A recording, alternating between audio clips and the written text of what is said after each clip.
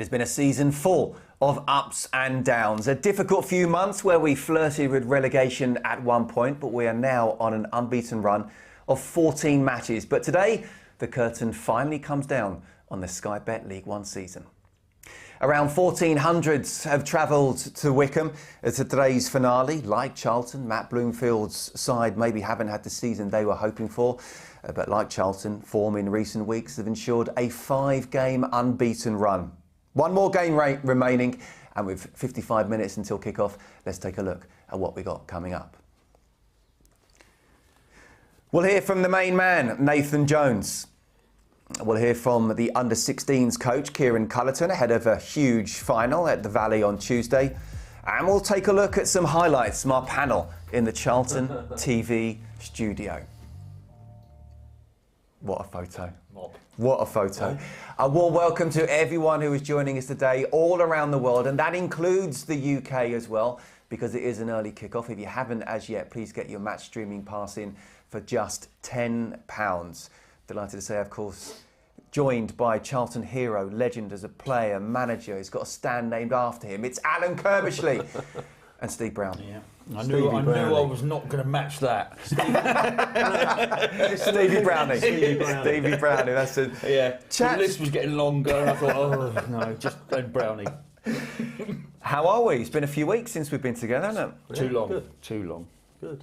Yeah, no, I've had a good couple of weeks, to be fair. Yeah? Got rid of both kids, both bought their houses. Yeah? Empty nester. Oh, gone. And listen, I'm not going to lie, I'm over the moon. And then you get parents going, oh, I'm going to miss them. No, get out. Yeah, go, but that please. You've got to talk to your missus a lot. Oh, yeah, that. I hadn't thought that far ahead. I hadn't thought that far ahead. Get used to it. Just wanted them out. That was it. So they've At got any cost. Yeah, so yeah. You've got to talk to your missus. Yeah, no, I didn't think of that. No. OK, we've started the show on a bit of a downer. Let's bring it up a bit, shall we? How was golf yesterday, Curbs? Didn't play. You did play? So how come you bummed me out with the golf then? I'll have to let you know later. But OK. Jason Morgan had to Bomb him out as well? bomb him out as well, yeah. NBA? But, no, MBE, yeah. I couldn't play. To be fair, the way he plays, he's done you a favour missing that one. Cool. Looking for his balls every hole. Jason? Yeah. Is it? Yeah. Comes with an 18 handicap, plays off 36. I did play though. I did play Thursday, Graham Roberts golf day. Oh, nice. We'll all have to play in each other's golf days to make sure that people, and that was at Hertfordshire. So Waddle, Twaddle was there, Ozzy Ardiles, Ricky Villa. Ricky Villa. And that was a good day. Good. It was a good day. Hertfordshire. You played there? No. Oh, it's lovely. Have you not? Lovely. It's lovely. No. And of course you bombed me out yesterday as well, didn't you? I know, I'm a bit gutted. How was the house removal going? Well, that was getting rid of Alicia, so that was brilliant. Yeah, I mean, I've literally woke up at about 6 o'clock, woke her up, packed my car, drove, and we're 4 hours early, Dad. Don't care. We'll see you, mate, with the keys. Get out. Yeah, so but then Has she still got a spare set of home, or have you just taken those keys as well? Good point. I'll have to get that back. Yeah. Sleep back in. Don't want her back in. Be like a. They normally you might do after Wigan Andy. They normally sneak back in Sunday dinner and things like that. Yeah, see. Or I mean, and any holidays as well. The Still, stuff she Can you took pay with for her it? that wasn't hers. It was frightening, but quite proud of her, really. Yeah. Good. Well, look, I mean, and I've got to say as well, Curbs, you just come back from Spain, haven't you? I had 4 days there. 4 days. It was 20 degrees. It was nice. When was that? I went last Sunday.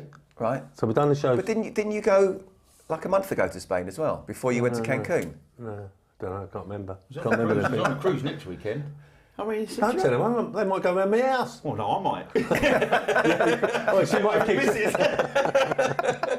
You've given us a set of keys. I'll house sit for you. No, it's just it's funny. It's put warm. No, it's just funny. It's freezing out there, isn't it? It's freezing. But I don't know if you can see behind us, but there's a camera crew, isn't there? You see it?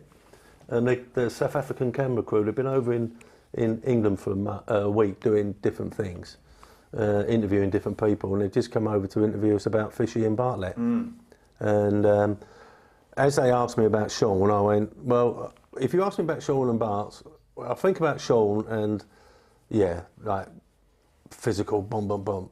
Ask me about Fishy, I just smile. And that's exactly what Brady just done. They asked him about the two of them, and he went, "Oh, Sean, yeah." But and then he just laughed. You have to go. Well, I'm not sure what I can tell. What can you tell? Who's this going out to? Now then? There's a lot. No, Not what? 90% of the stories you can't tell. No, but not with Fishy. No, but they just said to me, can we talk to you about the two boys? And I went, well, come over, because Stevie Brownie's got a few stories. I said, every time an ex-player comes in, I hear more and more things that went on behind my back and never found out about, and I'm glad I never found out about Fishy. Well, to be fair, they came in the studio about 3 minutes ago, didn't they? You said, look, we're on air in 4 minutes, so you better hurry up. But it was good. Yeah, you couldn't have had a contrast in personalities between them two, could you? It was chalk and cheese. Should we talk about the football? No, it's coming on talking about. Okay. No, it's gone. It's been a long season, isn't it? Can you believe we're here right at the end of it? Well, you say that, but when you think about it, everything's going quick. It might be my age, but everything's going quick. You've got to be down under 900 now, haven't you? It's 900 weeks. That was about 3 years ago instead of 1,000 weeks. I tell you what I did. No, it's because we walked the pitch. Look at the pitch. It's fantastic. It's been great, Nick. Look at it. End of the season. And it's getting taken up, isn't it? It is. We'll mention a little bit that later on as well. As manager at this stage of the season, last game, how did you approach it when there's nothing really on it?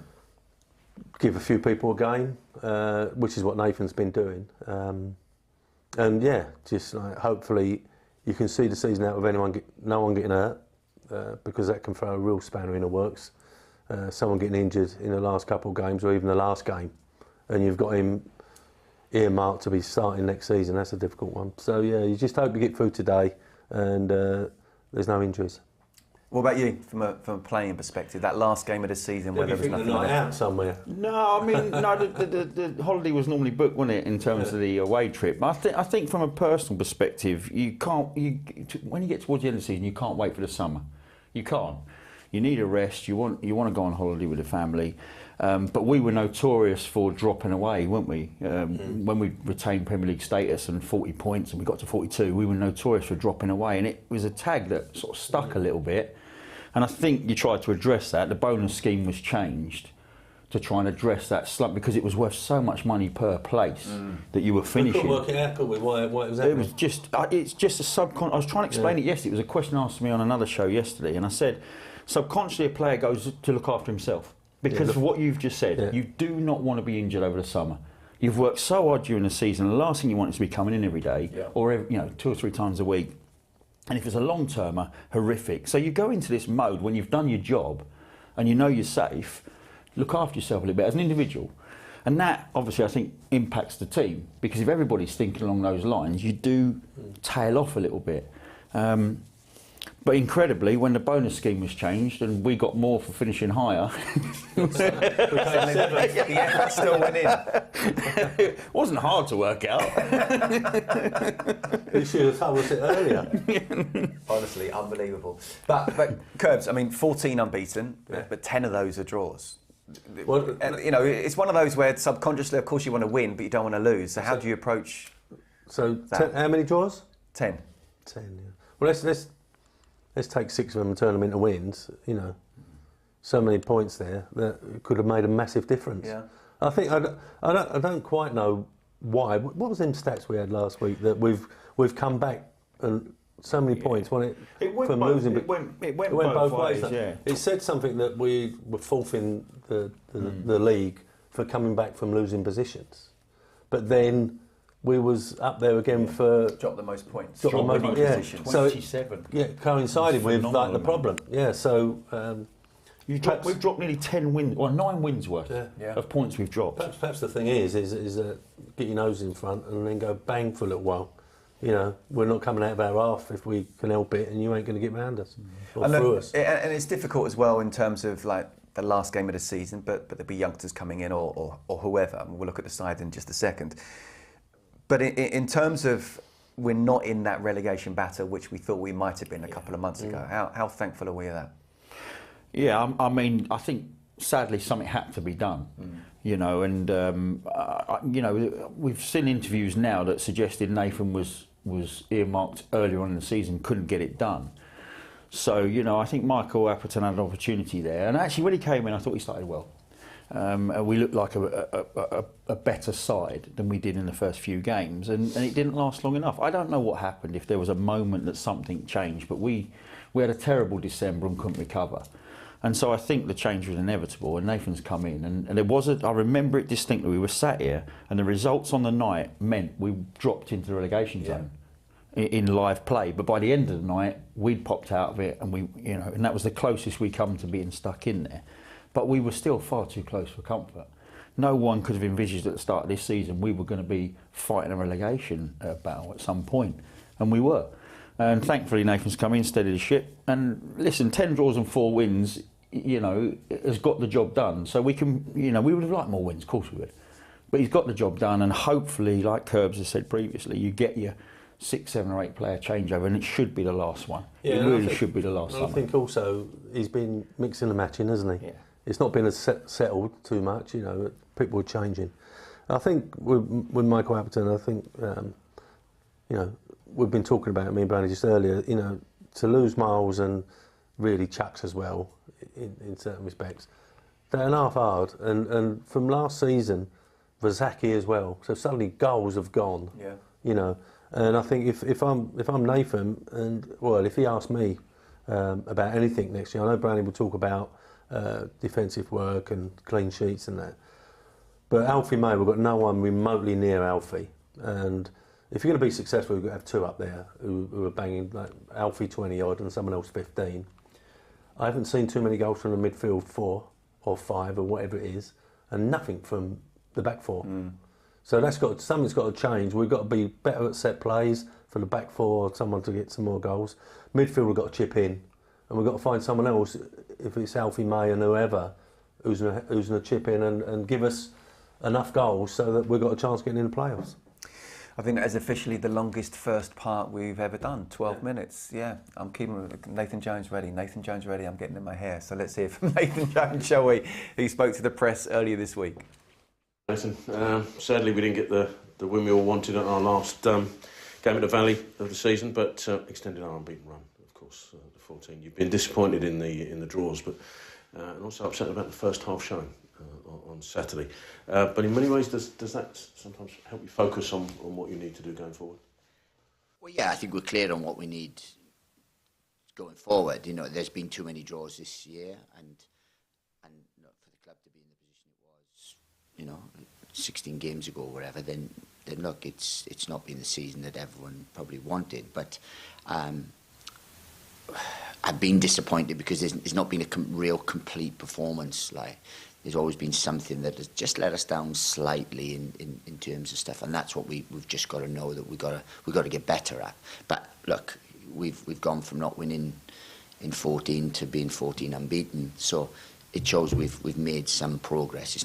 It's not going to be miraculous. Rome wasn't built in a day, as all the cliches said, but we're in a decent enough position. But that's my biggest disappointment since being there, to be honest with you. I've just said in an interview now that the fact that we haven't probably got 4 more wins instead of 4 of those draws. So those draws, some of them, we comfortably should have won those games, and that's the only frustrating part. I think from a Charlton fans' point of view, the progression is fairly clear to see. You mentioned about the 14-game unbeaten run. I think we've only conceded more than 1 goal in 3 of those games, whereas in the previous 14, we conceded more than 1 goal in about 9 of them. So the progression is definitely there, no question. Yeah, look, we said we've got to lay a foundation down, and then look, with more work, with the pre-season, with an improved squad, look, I'm sure we'll be in a categorically different position. It's just, you just look for certain things, look for signs. And as I said, they've shown that they've got character, they work hard, we've got quality. So, the foundations are there for a real good football team. It's just everything has to come together. We all have to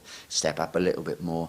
And look, with the pre-season, with more work, with a little invigoration and like a bit more confidence and stuff, because we'll all start fresh come June. Then look, we'll be in a much better position. The objective was safety, and you and the team have achieved that. Sometimes that can cause a side to maybe over-relax. Was there a bit of that on Saturday? Because what we saw wasn't a Nathan Jones Charlton side in that first half.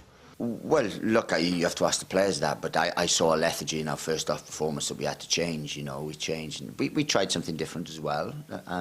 So it's not all just down to that. But look, we were better second half with more energy about us. They've trained well today. I've reiterated what is expected this weekend. You know, you go to Wycombe. Wycombe's a tough place to go, always is, and if you're not at it, they usually punish you. Like I'm not going to say about my record there because I don't want to jinx that or anything. But look, it's a tough place to go. You know, it always used to be under Gareth, and now, you know, under Matty, it's exactly the same. So we've got to make sure that we're right at it, and I'll do that, and I'll demand as much as I can, because I won't be relaxed. Well, I don't want them relaxing till 3 o'clock on Saturday. That's not time for me to relax mine, but. For them, you know, that's when they can start thinking about Vegas and everything else. Yeah, it looks like we travel to Adams Park for the final game of the season with another sold-out away end, which will be fantastic. And is it too simplistic to say, but you'll be looking for that complete performance and maybe 90 minutes instead of the 45 on Saturday to send them at the end of the season home happy? Yeah, absolutely. We want to do that because we want to see progression and everything. We don't let this season peter out. Two, we want to, you know.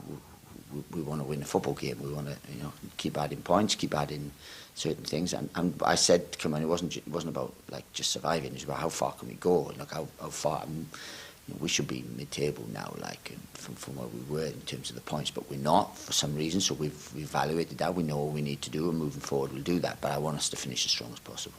You're giving updates on most of the injured players up to this point, but one of the noticeable absentees in recent games has been Ashley Maynard-Brewer. Any update on how Ashley is and likely to figure before for this final game or not? No, he picked up an injury, just a jaw injury actually, which I mean he picks up injuries because he's probably one of the bravest humans you'll see in terms of stuff. So he picked up just a collision injury in the thing. So being a goalkeeper, you can't risk that, you know, in terms of stuff. So we've just pulled him out in terms of that. There's only sort of a couple of games left, so we didn't want to risk anything. So that's why Ashley he picked up an injury in training, innocuous really, but that's why. You mentioned on a few occasions now that although the season ends at the weekend, you'll then become your busiest over the next few weeks and months.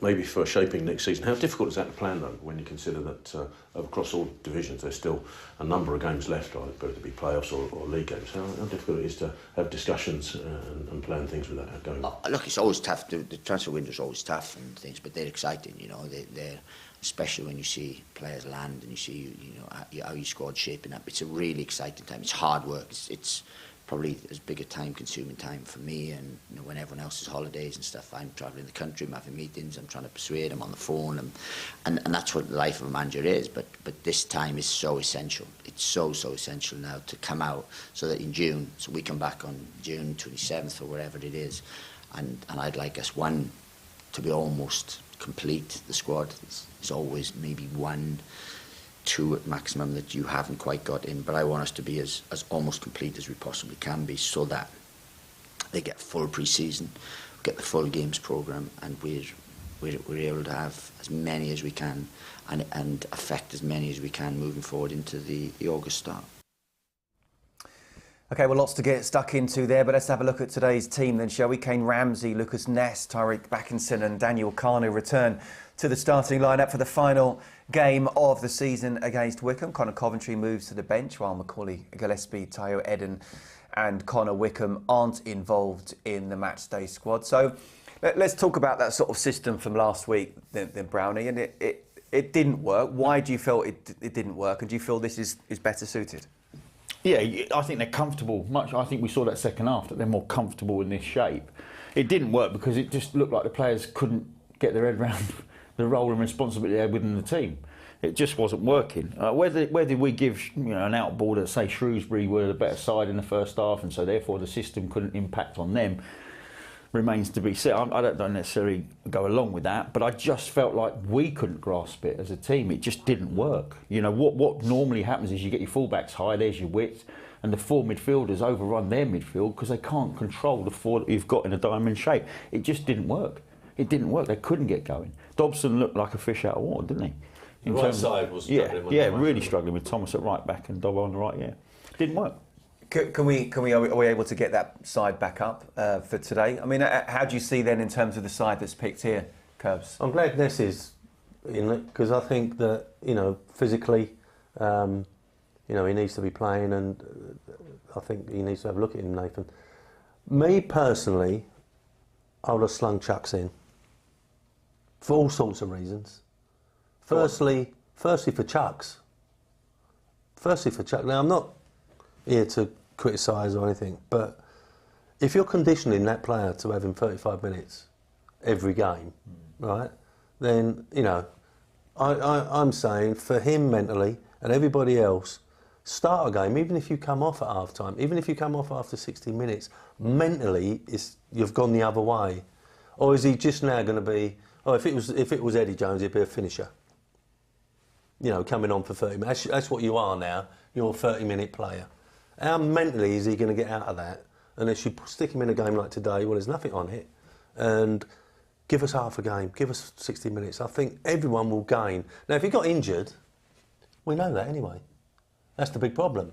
So I would have definitely, that's me anyway, I would have just, for me mentally as well as the manager, knowing, have I got another centre forward here? Yeah. Or have I got to go and get another centre forward? Well, that's important to know, isn't it? Absolutely. With the summer coming up. Absolutely, and I just think that what it will give Chucks if he got through it as well, you know, massive boost. But anyway, that was me. That was the only thing I would have done. And just going forward as well, obviously Dan coming back in alongside Alfie, there's Croy and Tyreek there as well. Do you like the look of that going forward, or obviously there will be I think there'll be a high turnover of players in the summer. But I think that this is the shape that either this is the shape that Nathan wants, or he's going to bring players in that can change it. We said last week, me and Brownie, that I think this summer will be a big turnover in terms of bodies because we've got a big squad. He's been saying that, Nathan, the squad's too big, but he will obviously want to bring players in. So I think it'll be another up to, you know, a bit of movement, and then it needs to settle down after that. You know, we've had so many players coming in and going out, so many players making their debut, it just needs settling down, but it won't settle down this summer. It'll be another turnover, it's got to be, because Nathan's looked at the squad, it's too big, and he wants to bring in at least 4, I would have thought, at least 4 or 5. So that means probably 7 or 8 or 9 have got to go because the squad's too big. So we'll have a little bit of that and then it needs settling down. I wonder how many of those players that are starting today will be here at the club. Well, there's only 5 contracted for next year, I think. As that was up, I was thinking, I don't think he's contracted or him, and I think it was only 5 that are contracted for next year, and that doesn't even guarantee they're going to stay. No. So you can understand why he's done that, though, because I think there's at least 2 in there that he's got, right, you know, this is the last look at you, and I might be offering you another year, you know, or 2, depends on who it is, because both the wing-backs I don't think are contracted for next year. Maybe I've got that wrong, I'm not 100% sure. And they've done all right, the pair of them, to be fair. So, you know, he'll be having a good look at them. OK, that is the team pick for the last game of the season against Wycombe away. We'll come back to today's game, but there was some massive news at the Valley this week. Let's take a look. We are here today to announce that the women's first team are going to be permanently at the Valley next season. I think it's huge for us. We've had really good crowds when we've played here. We've really enjoyed the atmosphere. The pitch is second to none, and yeah, it allows us to feel a little bit more professional as well in terms of what we're trying to do and what we're trying to achieve, and I think this is the place that we can do it. It makes you feel like you're competing at the top when you have a stadium like this, especially when we have a few thousand behind us. It really makes you feel like you're at that elite end of women's football, and I think you know, we've outgrown playing at non-league stadiums now, which, no disrespect to them, it doesn't give you that feel of professionalism and I guess the elite level that we're now operating at. So it makes you feel like you're competing at that top level. But I think more so, the experience it gives fans coming to the stadium, they get to see great football, but in a great environment. And I think that's one of the biggest things we need to take advantage of next year and try and bring as many people and supporters as possible. Because here at the ground, it's not just about watching the football, it's everything that goes with it, the stadium, the hospitality, the sponsorship, the fan zone, kid zone. So all those things, it helps create a really positive experience for people. It's fantastic for the football club. Obviously, being here means that Charlton Athletic really is representative of the whole community, with the community trust, with the men's first team, and now the ambition to support the women's first team, to build our fan base. It's actually incredible that we're going to be here and here for the next 10 years. It's a huge step. I think everyone's so excited at the prospect of being here every weekend. And we've had a bit of a gradual phase into the Valley this season. I think we had 6 games. And the difference it makes not only to our performance, it helps us play in a certain way. We can enjoy the surface that's here at the Valley. But I think bigger than that, it gives loads of young girls and families more of an opportunity to come and experience a women's match day every weekend. So we want to try and use it to create a bit more of a fan base, create a community, and almost, create a spectacle for everyone to come and watch. And the club have worked really hard to give us this opportunity, and I think the players and how they've been performing really deserve this next step, so we're all super excited. It's really good, it's really loud, certainly helped us in a few tough moments in games. We've certainly felt their support, so yeah, for us it's massive, and we're really looking forward to having a few more people hopefully next season. To back the team, get your season tickets. You're going to be here all season watching them play in this wonderful, fantastic 27,000-seater stadium, and we'll have some great on-pitch performance as well.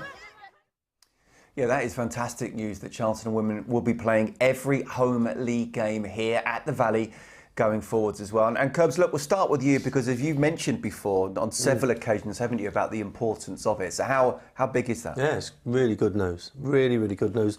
Because I think what came out of that interview was, we're on a par. We're on a par. We should, we've been playing at non-league stadiums, which has a non-league feel. I think I mentioned before quickly that the Premier League asked me and David Pleat, or the league managers, to do something on the academies, to report back on whatever. And I went and watched about 5 or 6 academy games, played at training grounds, and so the fans who were watching it were standing around it. It was like a training game. Yeah. Right? Sunday Park. Yeah, it was just like a training game, and not just for the players, but for the officials. You could hear players swearing at the officials, back chatting and whatever. Whereas if you're in a stadium, you can't. So then the referees were getting criticised for not acting on that. It was just not right. So me and David put this thing together and said, we think the academies should be playing on the main pitch as much as they can. And in the Premier League, they can handle it, and this pitch can handle it. I think looking at it.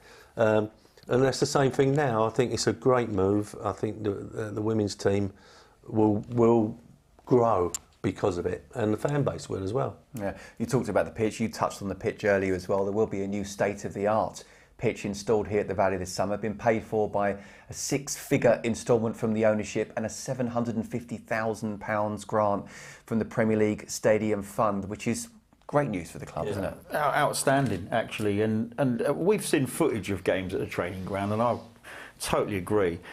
We spent so much money on the EPPP and developing academies, and those training ground games are not good for development, in my opinion. They're not. You've watched it, it just doesn't look right. It doesn't get the feel of a proper game, no. So I totally agree with that. But I think what the grant has done, and then obviously it's been topped up with a 6-figure sum by the ownership, is it not that woven sort of surface that can take a lot more? A bit like your hair. Yeah, well, at least, I mean, it is all mine, which is, which that won't be. That won't all be grass. But the other cost. I think you might be right. But the other cost which you don't take into consideration is opening the stadium. So the board will have to take that on the chin, because developing the pitch is great, so it can handle all the football on it, which I'm sure it will be able to.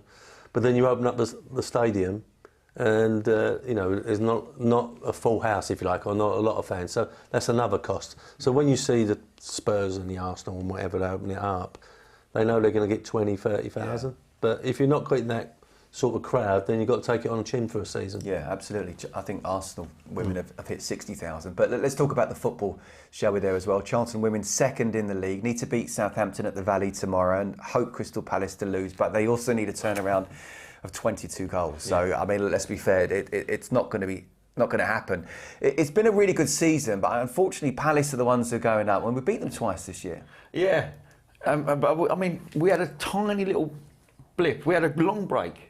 Right, at the women's team, and a long break, and they came back and they drew with Lewis, who was struggling, and that game sort of cost them a little bit. And then I came here with Charlotte, and they lost to the Lionesses, and they didn't deserve to lose that game. And that little blip, unfortunately, is enough to have seen them playing catch up. But you know, it has improved year on year. That is, you can see that. Is it not unfair only one goes up? I think it's ridiculous. Same as the National League. It has to be 2 in playoffs, and I think it's the second best league. 2 have to go up. I think it's mental they don't. I think it's a little unfair as well. Yeah, that might change. We have to wait and see. But as mentioned, Charlton are back here at the Valley on the final day of the season against Southampton. And that's tomorrow, isn't it? April the 28th. Make sure you get your tickets now from the Charlton website. And you can also purchase your season ticket for next season with adult prices starting at just £70. Speaking of season tickets, men's first team prices are now on sale, with supporters able to maximise savings by purchasing at Phase 1 pricing before 11:59 p.m. on Friday, May the 10th. Adult season tickets are available from as little as £310. That equates to just £13.48 per match, making them one of the most affordable in Sky Bet League One. Also on sale now are hospitality packages for next season. Visit the club website for more information if you want to enjoy a more luxurious match day here at the Valley. And while the men's and women's first team games finished this weekend, there are still some big games ahead for the academy. Charlton's under-21s will face Hendon in the 2024 London Senior Cup final at Dulwich Hamlet's Champion Hill on Monday, April the 29th. Kick-off 7:45, that is British summer time. The Young Addicts, who are the competition's reigning champions, secured their spot in the showpiece final with a 2-1 victory against the Metropolitan Police, while Hendon claimed a 6-3 triumph over Dartford. Tickets are priced at just £10 for adults, £5 for concessions, and you can purchase tickets on the club website now. OK, well, that's Monday, and there's a big final here at the Valley on Tuesday for our under-16s. And we spoke to the team's lead coach, Kieran Cullerton. Kieran, a big game coming up on Tuesday for our under-16s in the national final. How are preparations going for so far? Yeah, really good. Obviously, we've had quite a bit of time knowing that the final's coming up, probably a month or so. So myself, Mike, who I coach the team with, and Chrissy, the analyst, we've kind of had some good preparations now for the last couple of weeks. So not only training, but kind of gearing up with the type of games we've done and been quite selected with the games programme over the last few weeks. So yeah, been really good. 3 sessions left now before Tuesday night, so hopefully we can just kind of refine the last few details of the game plan and yeah, get the boys as prepared as we can for Tuesday night. And can you talk us through the team's route to the final? Yeah, so group of 5 initially, so just play each team once. So in our group we had Millwall, Ipswich, Colchester and Watford. The boys were fantastic throughout, so ended up winning 4 out of 4, came top of their group.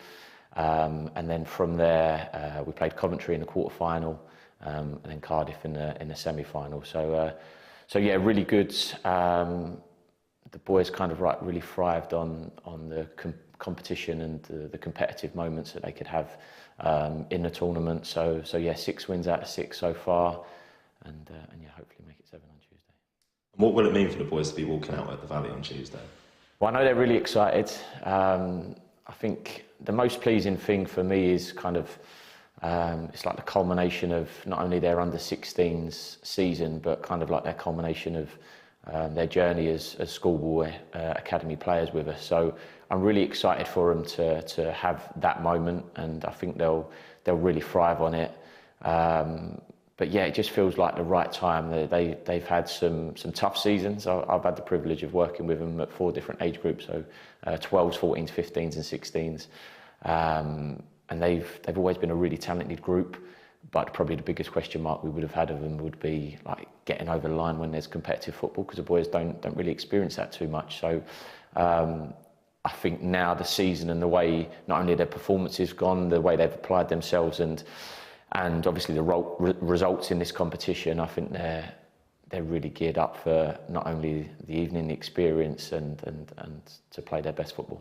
And fans can come along to support the boys as well, seeing the future talent firsthand. How important will their support be? Yeah, it'd be huge. We'd love to have as many fans down there as possible and kind of see the boys that maybe, you haven't heard of yet, but hopefully you will in the next 2 or 3 years. it'd be massive. We was really excited to get the home draw for the final, because we knew, you know, there'd be a lot of fans, like friends, family of all the players, the coaching staff are all excited to go. But yeah, we've been having a couple of chats. You know, we was talking about how many we can get and filling out as much as we can. And yeah, I really would urge as many fans as possible to come and watch, because I think you'll see some really exciting players that you can hopefully talk about in, you know, 3-4 years' time and say, yeah, I remember when I watched him at an under-16 final, and, you know, maybe you can kind of see what we might bring in the future. And what can fans expect to see on the day from your team? Well, I think one thing the boys are very strong is kind of just like their mentality and the way they approach the game. I've seen a real difference in them this season, real kind of like that glint in their eye. I mean, it's a tough season under 16s, because it's ultimately whether they get their decision around becoming a scholar with us or not, so becoming a full-time footballer. So I think that's kind of provided a lot of added motivation for the majority of the boys since the start of the season, and I think they've just run with it. And one thing especially, like Michael, who I do take the team with, he's been massive in kind of adding an aspect of kind of like the right mentality, approach to games, kind of really having that will to win, and the boys kind of, they exert that in everything they do, training, matches. So I think you'll see a really committed performance, a great set of lads that are willing to give it their all, proud to have the Charlton badge on their chest, and they will do everything they can to perform, and that's all we can ask of them, to be the best version of themselves on Tuesday night, and I'm sure they will be.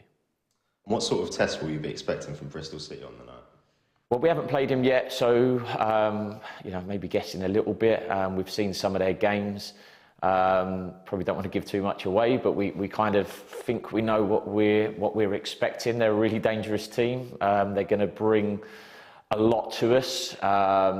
Hopefully, the boys have had enough experience of the type of football they play to be able to deal with it, and I'm pretty confident in that. And like I say, referring back to the games programme we've had over the last few weeks, we've kind of built up to that. So yeah, we'll have a little eye on them, but we'll be really focused on what we do and how we perform and how we prepare ourselves, and that will be the most important thing. Yeah, good luck to Kieran and the young lads on Tuesday. It's a wonderful opportunity, just been talking about for the academy and the Charlton women's side, for the under-16s to play here as well. It's an incredible opportunity. 7 p.m. kick-off. If you can come down and support them, please do. And tickets are available to purchase right now. Okay, before that, we have the Player of the Year dinner here tomorrow. It should be a great event. Charlotte Richardson and myself are co-hosting. Would like to thank the event sponsors, the official supporting partner, ITRM, the official beer supplier, Meantime Brewery, the official drink supplier, Larry's Mobile Bar, and the official print partner, Candid Creative.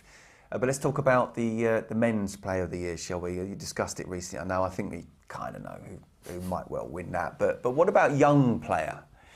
There's, I mean, Brownie, look, we've got Daniel Kanu, Croy Anderson, Nathan Asimwe and Tyrese Campbell, who perhaps has just fallen away a little bit himself. They were the nominees this year. Where do you stand? One of two. I think Croy will probably take it, but it's going to be a tough one, actually. That's a tough two to separate. Who's your second one then? Well, be Kanu and Dan Kanu and Croy Anderson. Croy, yeah. It's between those two, isn't it? I think so, yeah. And they've both done extremely well, so it'd be interesting to see who picks it up. Tough one, because normally there is one standout. There normally is one standout where you can go, yeah, that's a tough choice people have got to make. It is. I actually do know who won it, but I can't tell you. All right. I'd have to kill you. Give him a Chinese bird. No, I want to wait. I'm one of them. Miles won it last year, of course. If Dan Kanu is to win it on Sunday, he'll become a two-time Young Player of the Year, having picked up the award in 2022. Do we know how many other players are double winners of the Young Player of Awards for Charlton? Have a guess in terms of numbers. No one's sitting here, are they? Yeah, I think one. And don't go across one. Right, Minto and Parker. Okay, no, look at that. We had some good fullbacks. I'm still growing into that soon. No wonder you put me in. You needed a bit more ugliness, didn't you, in the full-back position? So the answer was Callum Harriott, Scott Wagstaff, and yes, myself. Oh, wow. No, I'd have gone Bowyer, Parker. Yeah, okay.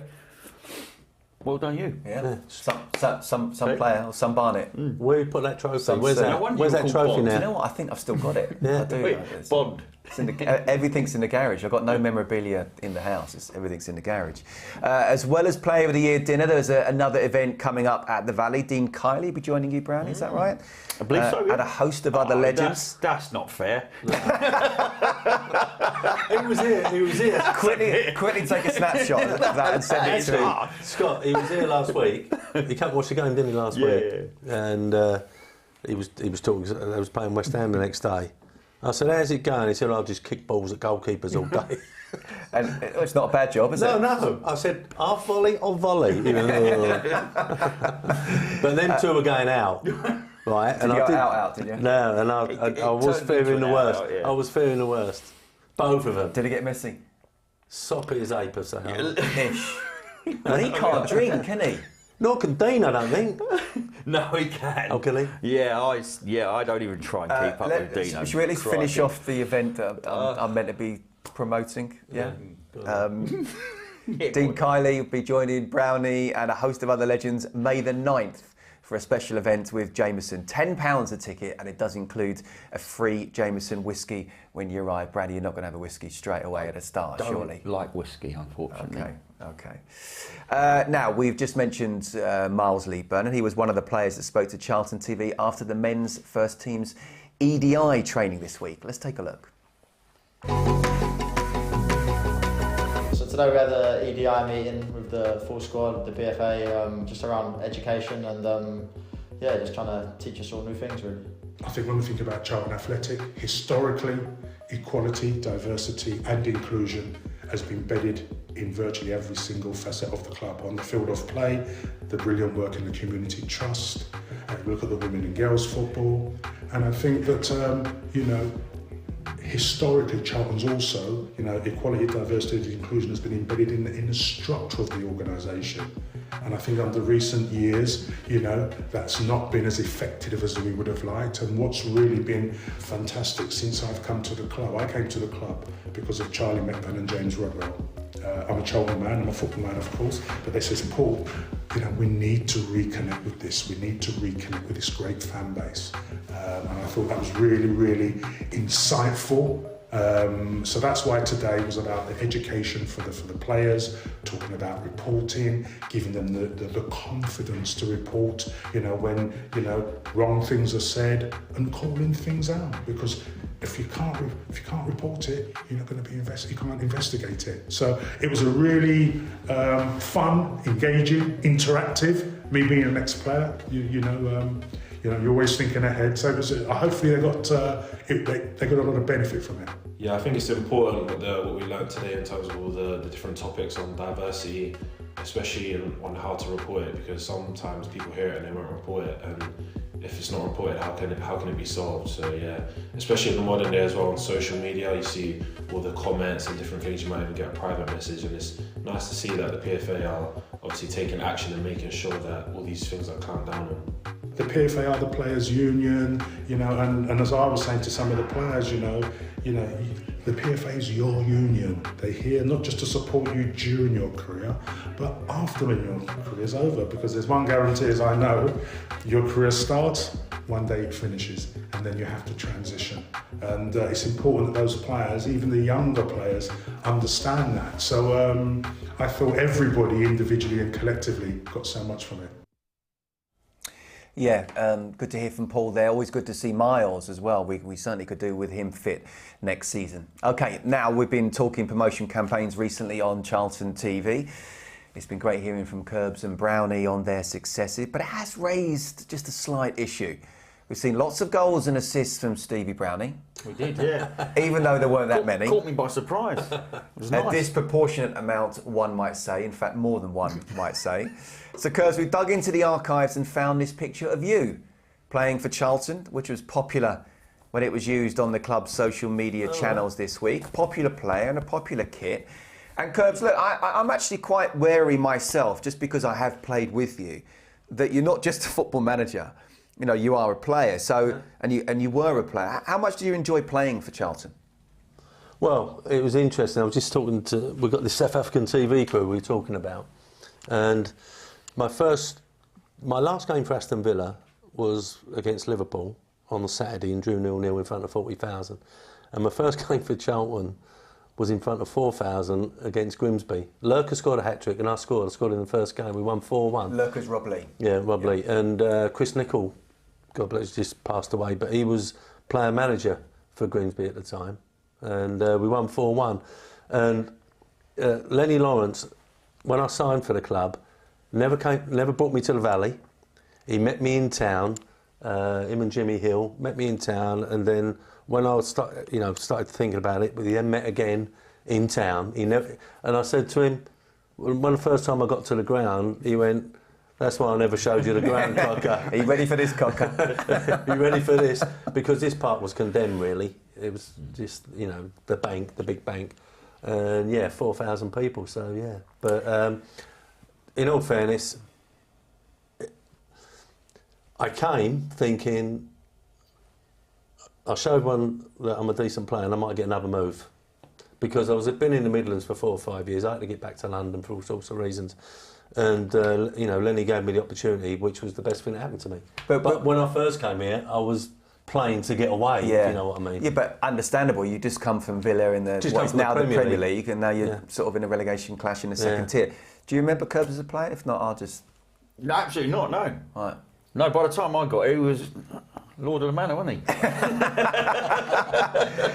I can tell for those of you my age, although you're only a couple of months younger and above, I would say I'd liken you, and this is a big compliment, to a bit like Jan Molby. You could control a game without even wanting to get out the centre circle. Yeah. I don't know if that's lazy or the cast were hurting you even then. Unnecessary running is wasteful. Yeah, no. If I was playing now, this would suit me, this possession-based football, because I was happy to receive balls in bad areas and then give it to someone else. Yeah. No, you'd be running the show even now, for sure. OK, away from Curbs, and because Brownie, we've seen so many goals as well, let's take a trip now, shall we, to Coventry, March 1990. Okay, listen. Done. And Minto has got one back. Yeah. It's 1-1. So it wasn't just a standing foot, Curbs. Number 10. I got into the side as a left midfielder because Mark Reed was left back. Yeah. Yeah, hard to dislodge Reedy, to be fair. I cleaned his boots a year earlier. Good goal. Good goal. Okay. Yeah, Thank you. No, it's a decent finish. Yeah. Okay. It was a lovely finish, to be fair. How about this one? 1991 against Fulham. Nelson tried to take over from Morse, didn't quite work out, but Gatting steps in well for Charlton, and now Minto forward for Leeburn. Lovely 1-2 with Scott Minto. Now Scott Minto bearing down on goal. Minto with a chance. Minto scores for Charlton. 2-0. Scott Minto. Do you know what? I come in, we did rehearsals, right? And the first thing the guy said in production, keeper's got to save that. No, they can't get down there, can they? Listen, put them right next to your feet, then they can't get down there. No. The one thing I would say is you were never going to blast it. That wasn't your way. Just a little cheeky little pass, just by the right foot. Pass it into the net. The celebration needs some... Yeah, I couldn't celebrate. I couldn't celebrate. I didn't know how to. Gax gave it a little 1-2, wasn't it? It was good. Yeah. I've got a better camera on my iPhone, though. It was that long ago. I'm just glad it's in colour, to be honest with you. And a lovely 1-2 with my former teammate, Carlo, of course. Yeah, it was a good 1-2. Yeah, absolutely. Brownie, we can't leave you hanging. Let's go to Highbury 2001, shall we? The Klaus Jensen goal is the one that gets talked a lot about, but he wasn't the only goal scorer that day, was he? Talk us through it. Oh, listen, I think Konchesky was an in-swinger.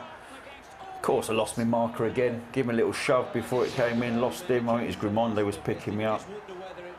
Yeah, no, listen, I was often sent to the near post from set pieces and corners. So I make my way across there because that was a little bit of a forte. My little skid off the top of the head and back to the back post, and that one there, the ball's so good, it just needs helping on. And it's not. I can't even promise you I was going for goal there. It was just get something on it and flick it into a better area. Black kit as well, weren't you? Nice black kit, yeah. Was it slimming? Yeah, I mean, well, look. Slim looking, look. Look what black does for you.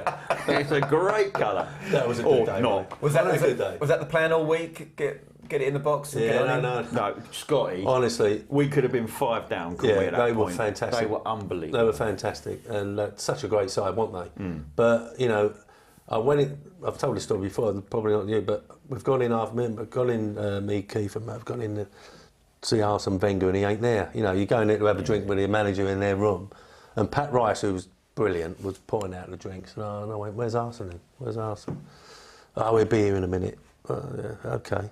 But he never did. And, you know, I thought, that's a bit strong, you know. They beat you, you have to pour them a nice glass of red wine, you know, and whatever, and be nice.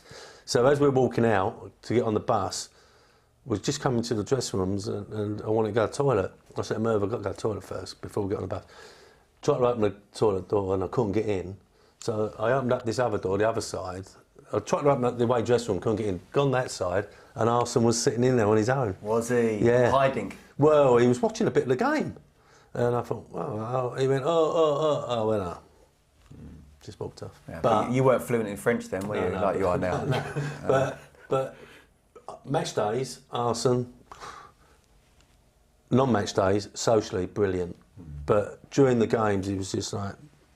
Well, he wasn't happy that little Charlton came to Highbury and Stevie Brown, he got that header in. I've told this story before, but I do like telling it. When we went 4-1 up away at Arsenal, and they were a really good side, weren't they? And we got back into oppositions after the 4th goal, and Kins turned round and he's giving it, "Listen, if we dig in here, we'll get a point." We were 4-1. Who said that? Kins said it. And he's turned around and gone, "If we get this right and dig in, we'll get a point." They were good, though. Oh, they were so but good. you know, I've just been saying to that, you know, the Barts and Fishy's South African crew over there, that we upset a lot of the big clubs. We couldn't do it to Man United, but we'd done all the other big clubs, and I think that was a double. That might have been a double. We had done a double over Liverpool, double over Chelsea, double over Arsenal, I'm sure. Yeah. That's one for the stats, man. But if we had done a double, that might have been the game. Absolutely. Look, we're just a couple of minutes away from kick-off. If you haven't got your match streaming pass as yet, just £10 inside or outside the UK, because it is an early kick-off. Last game of the season, of course, against Wycombe as well. And get your WhatsApp messages in as well. +44, or just drop that for the 07384 517 580. Just got a couple here from Russell. First class production at Charlton TV. Gents, great team, great product. Enjoy the well-deserved summer break and hopefully get some golf in soon. I wonder if that's Russell Mears. I would say 100%. And how did you go yesterday, by the way? Not good. Let's move on. But Russell's a very good coach, let me tell you, a golf coach. Yeah, he gave me some really good tips. Alan said he's watching from Moreira in Spain. Cloudy, 20 degrees. He said Curb should know it well. Yeah. That's what he's got. Michael asks, who scored more goals for Charlton, Scott, Brownie or Curbs? That's going to be looked up now. Probably Brownie, Stevie Brownie, probably. So, Tom Rubishaw has just sent through the answer. In 3rd place, Alan Curbishley, 6. In 2nd place, the winner's got 11. 2nd place, 10. Well, I got... Brown 11. Yeah, I would have said I got at least 11. I got 10 goals for Charlton. Yeah, I didn't even know that. No. Let's have a quick look at the teams for today's game, shall we? There are changes. In terms of Wycombe, it wasn't that long ago that they were worried about relegation as well.